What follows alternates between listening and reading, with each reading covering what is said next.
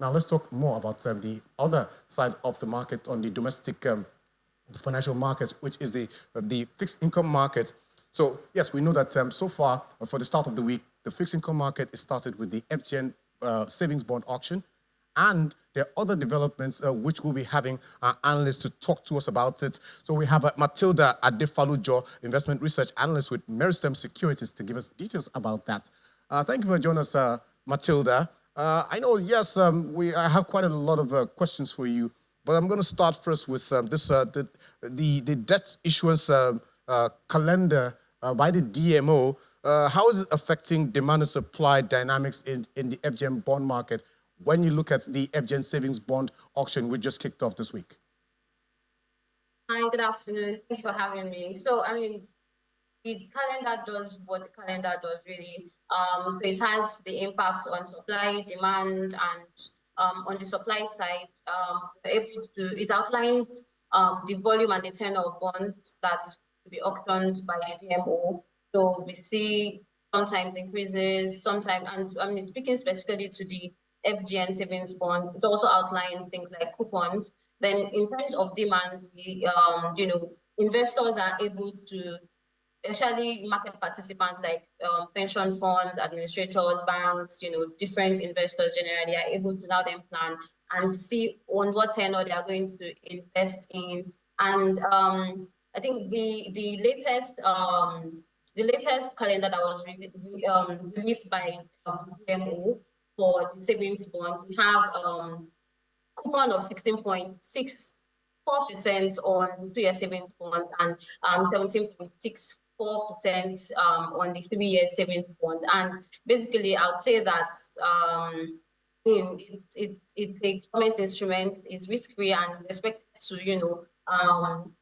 there is expected to be, increased level of participation, especially as investors still try to lock in funds or at least lock in rates at currently high levels, which is relative, given the fact that we've started to see interest rates, stock rates, yields generally in the fixed income space start to decline. So the calendar it's in line with general expectations, right? But when you now look on over to, bonds, I think there was the removal of the 30, I think 33s or 35 instruments. And this, I'll say that it came as a bit of surprise or shock to investors, but then it also generally explains that, DMO, that definitely trying to, as much as they can, manage their borrowing costs. So, I mean, in the markets, we've seen high level of participation on the currently available, that's the 29s and the 31. So these are the most traded bonds in the market. Okay, all right, Matilda. Yes. So now let me take you to the global space. Currently we have this tariff threat by U.S. President Donald Trump. Causing a lot of chaos around the markets. But now, how is the global economic factors influencing investors' confidence in Nigeria? Yes, Nigeria is not a country that will be affected by that tariff threat by U.S. President Donald Trump. But how is it affecting investors' confidence in Nigeria's fixed income markets? Well, I mean, for investors' decision to participate or invest anywhere, they're looking at different factors. Yes, there's the global space where they are considering expectations of, tariffs that are now in place. There is higher inflation because we've started to see inflationary pressures now start to, mount again in all of these advanced economies. But then looking at the specific country, that is Nigeria, that, investors would want to invest in, you're looking at the macro, the fundamentals, you're looking at inflation, you're looking at interest rates, and you're looking at the achievable yields, right, that investors would get.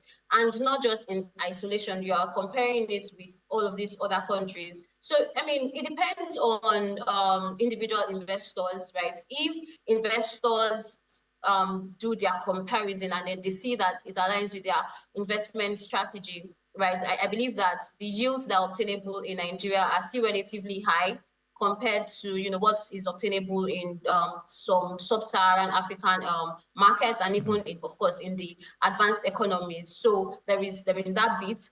There is also, we've started to see, some level of increased participation, seeing yields go lower, prices of bonds are now, higher now, right? So, I mean, this just goes to show that the fundamentals, however they come, are now, beginning to speak in our favor.